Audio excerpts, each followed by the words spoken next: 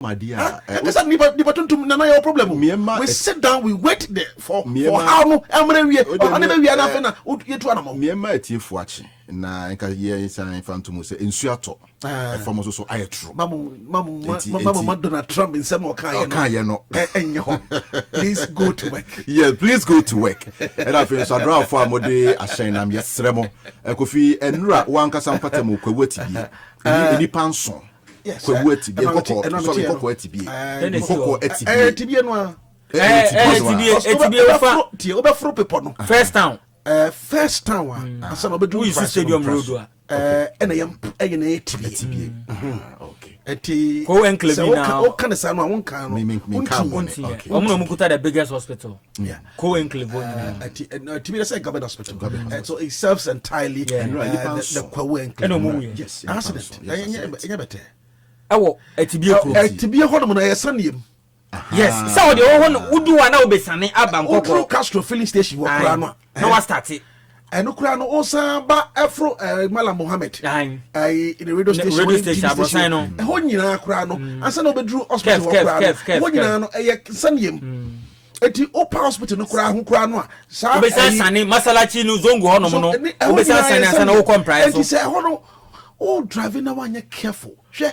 Enti esi weti bi ekrum ohun se Kwawu drivers air driver enkodi omachi oyo ho amenkodi omachi cause they know omunim kwan no omunim kwan hwe okona boys no edi tiko no display ebo kwan ni mu a ukuta manual car kra na wanhwe ni yi a beti wesan enkodi omachi ye call Eric Sedu Bodi maame ayie ye de coastal buses ni bi na call ye na me say ye yusu etibie na driver do better mighty come ready yo and I'm saying that I think I better think I want na kan bi no se cry that's over udru nkoko na oyo bi abia wo koro be no all the car na my driver no dia for am wako main lorry station wo oko station master no driver am me fro be podeda Easter dey happen pa enti me pese be fro be podwa station master no driver mau na waka ho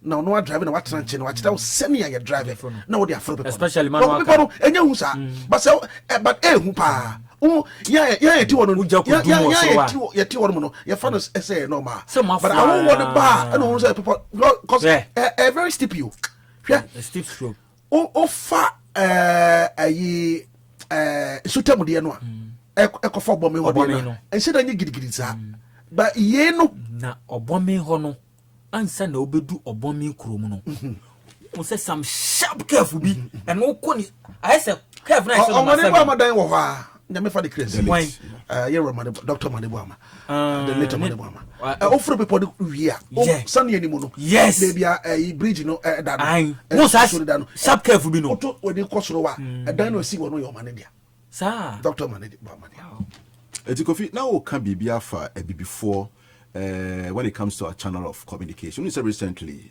White House, Donald Trump, there was an attempt on his life by Branty B. Thomas Cole, Allen. Or a teacher? Yeah.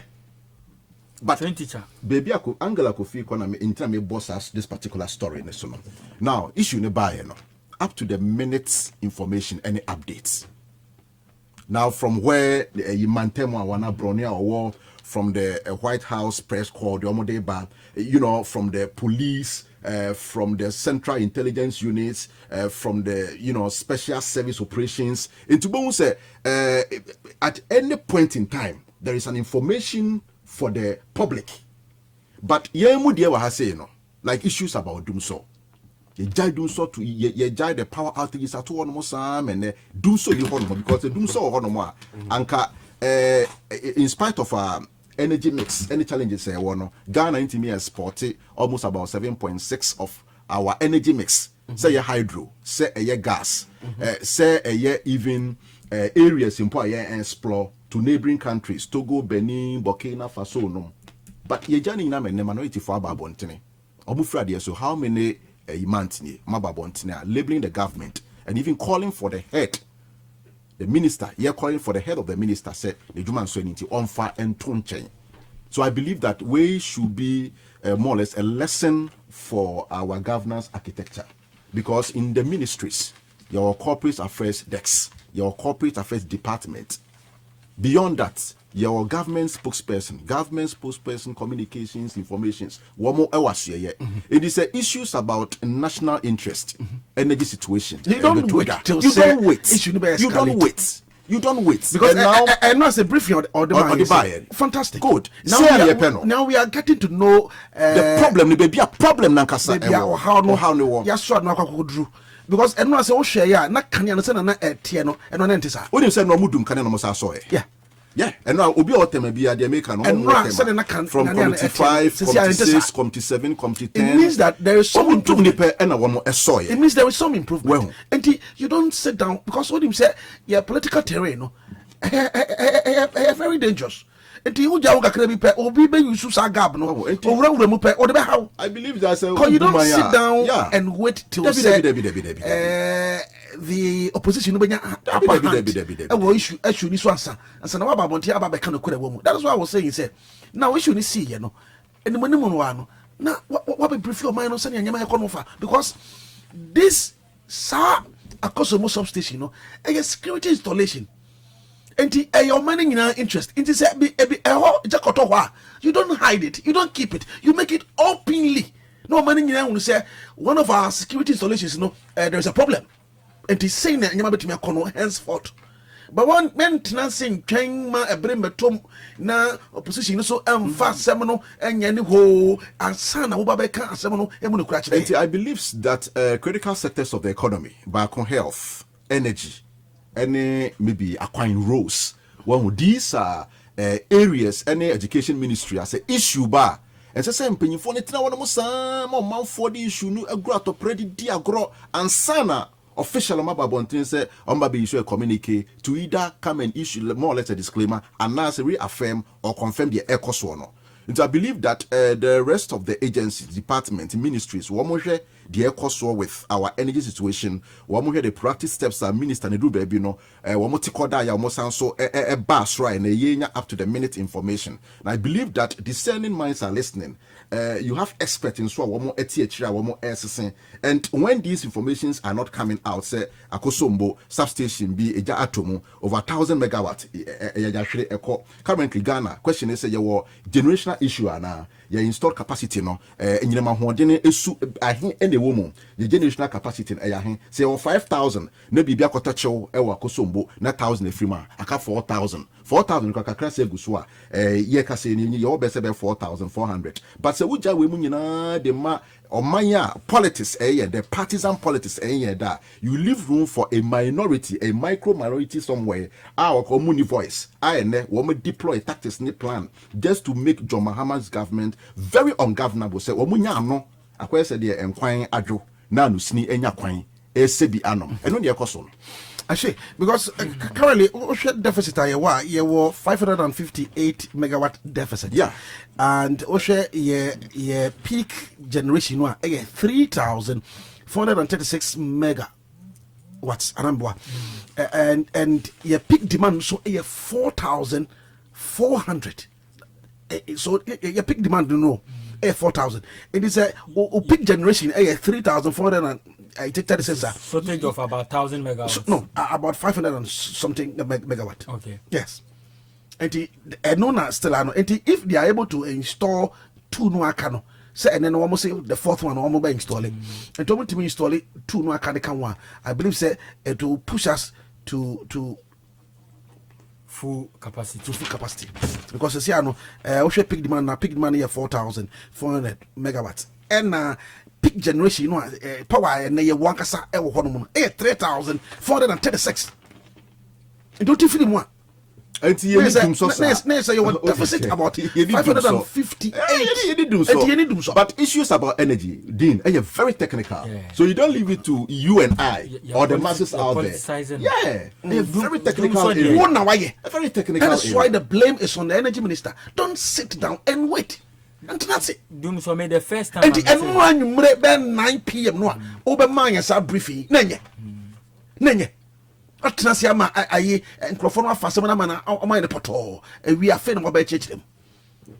That's what I was saying. So there was a gap somewhere. Come on, So issue, you know, the first time I met Doom Sokra was around 2005, 2006. Under former President Kufuor. Yeah, sure. That was the first time. Now, Mesha say what the Informer newspaper. The Informer. Nana Dogbe favorite paper, no. Now, Informer. No, let me see the front page. But on my banner headline is not number. Cry for Mother Ghana, not rude CEOs. Professor Yanka tells Julius Debra. I said cry for Mother Ghana, not rude CEOs.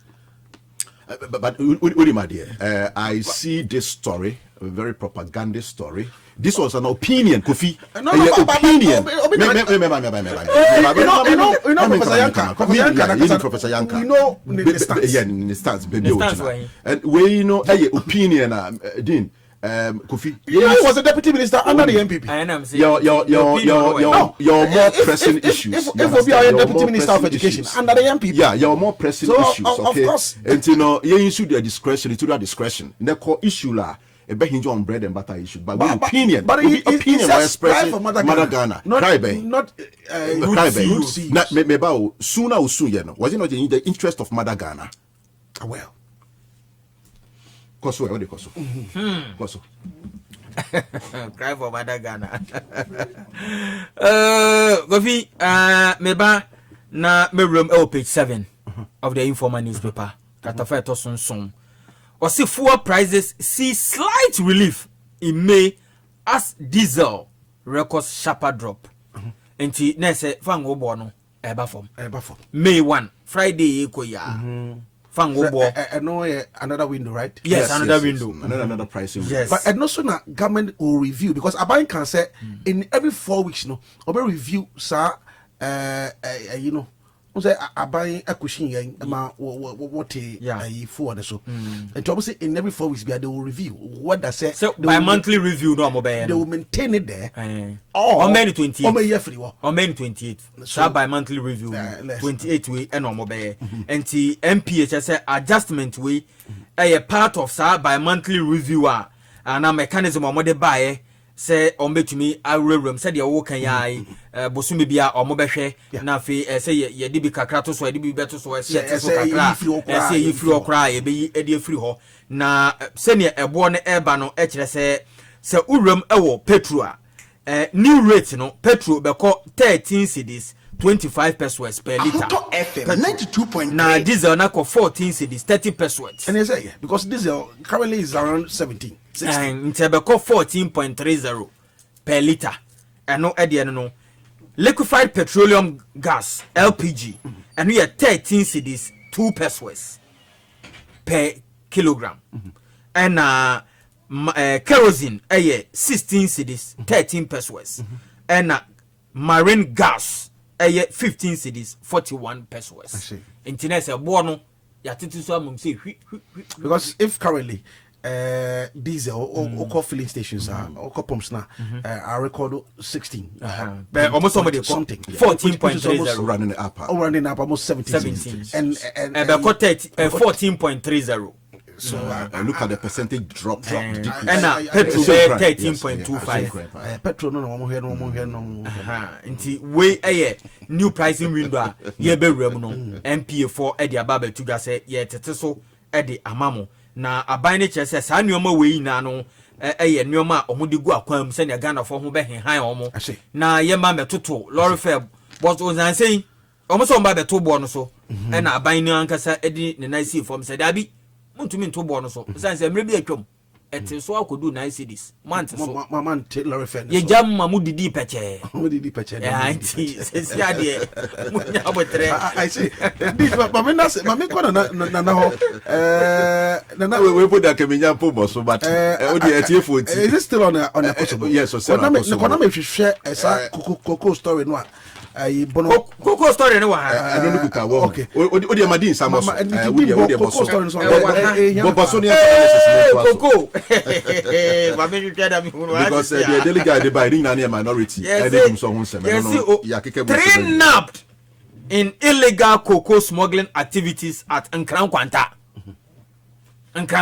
we the Ghanaian Times na oko page 3 katafa to so miensa or say 3 nabbed in illegal cocoa smuggling activities at Nkran Kwanta.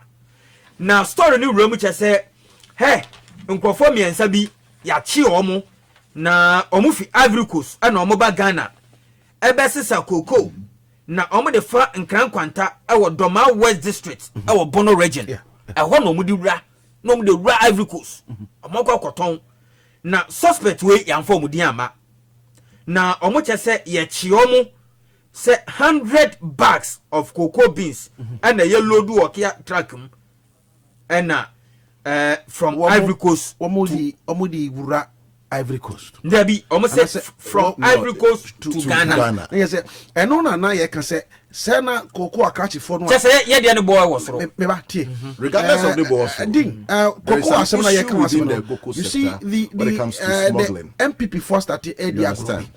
Now, sometimes I side with the reason why I now bet say the foot soldiers and I say the grassroots of the NDC. I can say I'm a party penny for no be womafa. As say in the contest where the woman can say MPP for the association maybe I say come we free war. I'm saying this because Oshe Sika aban etra ediama akoko akrache for say ono fan koto koko omo koko gu apaso a o makare dia akọ no omo fa koto koko no now safo ina na won on onim essence na Cote d'Ivoire koko de bona ba for butia ono fa won instead of say I saw talk Ghana na ekua ni koko no won to entina no no fa wan no Cote d'Ivoire ho no koto de fofo no na dey no de aba nti eno no ema ono no krachi no just ka bebere na de good bottom because Ghana de no koto a oko kadi koko no bag o to no saying 2530 something anamwa Ivory Coast de no okoto de be 1200 it is a be koko krachi ni na me pesika go me bottom a Ghana koko no Ghana kua ni koko no me koto story a okay Nana Bono regional minister no I Nana the person who shop picture ni na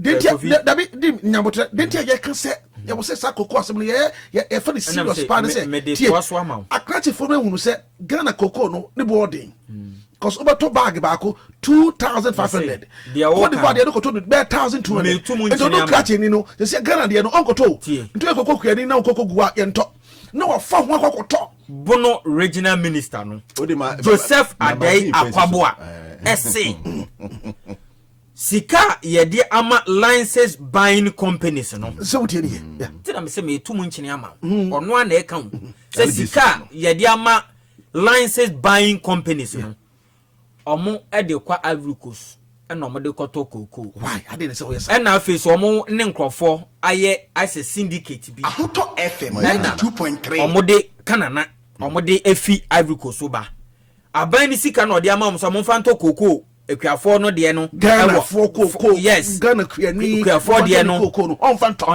ye di Ivory Coast ba fofo lefo no mato no mo de abre aban no no mo di stand if I say aban ma one bag is got 2500 or something into 20 bag and 100 bags ya be to Ivory Coast they are 1200 ya obenya fa so boom ba ko bi obenya be 1000 cedis into 100 bags and ka we say ko be di peche o we di so we di peche 2.3 eti we Bono regional minister Joseph Adekyeɛ Akwaboa and Edesansemu Edutugwa na oche se or one cocoa purchasing clerks no produce buying companies any license buying companies no say sa illegal trade ya mu ye omani sa omani di omachi omo eni di omachi anu bi no mo de akwakoche sa nkrofo mienzen kia 100 bags omo ba be didi peche wo krom ha omo de fi Ivory Coast aba na ochiremu se ba na omo de ba no nkrofo business for ya na de be ma omo purchasing clerks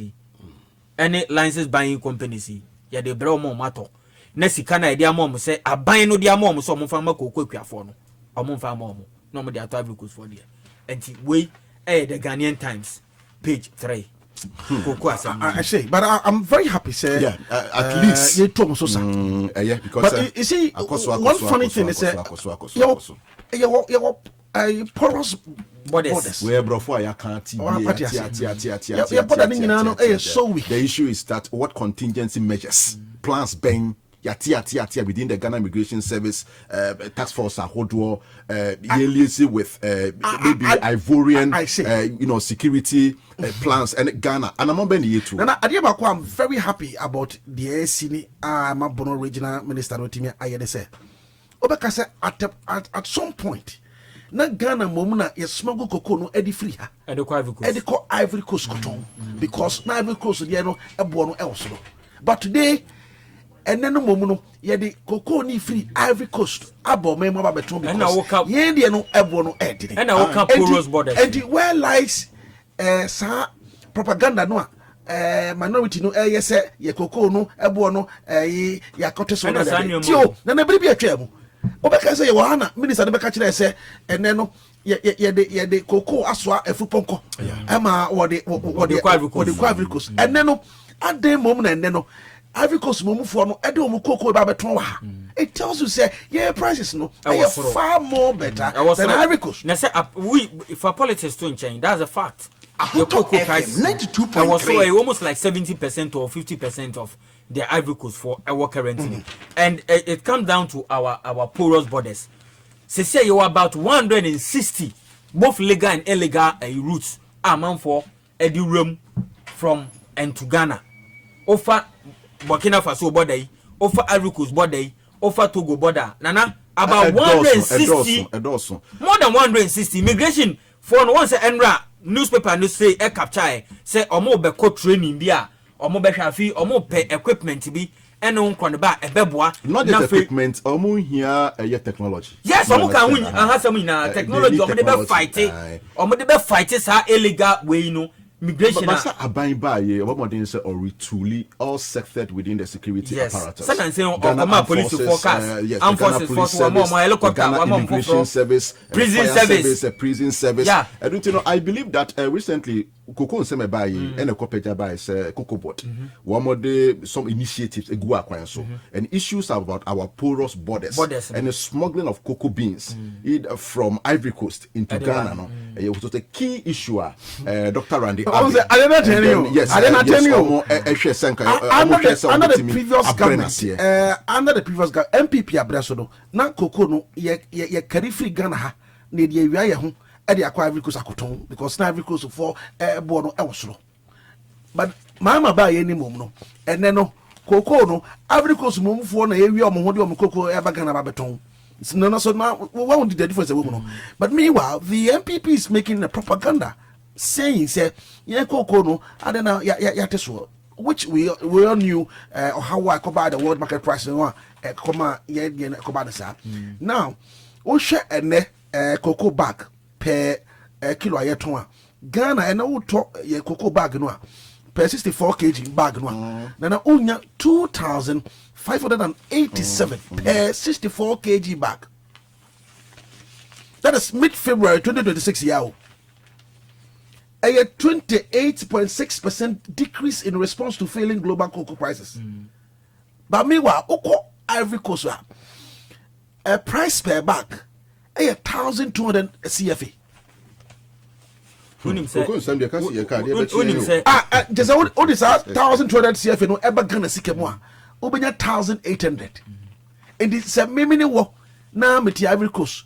Na me cocoa no aban 1,800 na what say Ghana 2,587 na me fa me cocoa de Ghana I dey now fa enu ti na crunch for na wo Ghana hanu aban mu sika no say wo fa cocoa no wonu ewia wono ho e koto no fofofo e wa Ivory Coast na wo ba wono wo beton no Ghana price no de ama aban onim say Reuters for report o mo de buy say between 2023 and 2024 Ghana lose over 160,000 tons of cocoa. And in most of them through illegal means. Illegal means, yeah, no, rooted for and what him says, issue way.